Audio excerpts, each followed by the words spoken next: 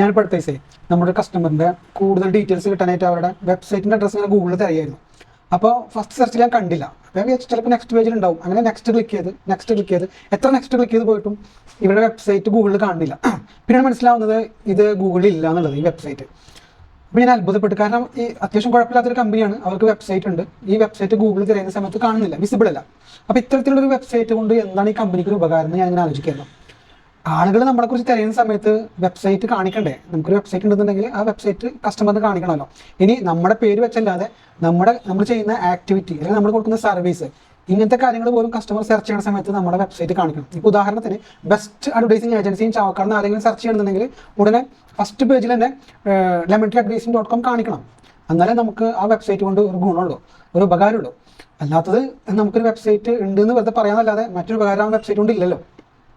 അപ്പോൾ നിങ്ങൾക്ക് ആർക്കെങ്കിലും ഇത്തരത്തിൽ ഗൂഗിളിലൊക്കെ വിസിബിൾ ആവുന്ന, സെർച്ച് ചെയ്താൽ കാണാവുന്ന തരത്തിൽ, നിങ്ങളുടെ ആക്ടിവിറ്റി പോലും സെർച്ച് ചെയ്താൽ നിങ്ങളുടെ വെബ്സൈറ്റ് കാണിക്കുന്ന തരത്തിലുള്ള വെബ്സൈറ്റുകൾ ചെയ്യണമെന്നുണ്ടെങ്കിൽ താഴെ കാണുന്ന നമ്പറിൽ കോൺടാക്ട് ചെയ്താൽ മതി.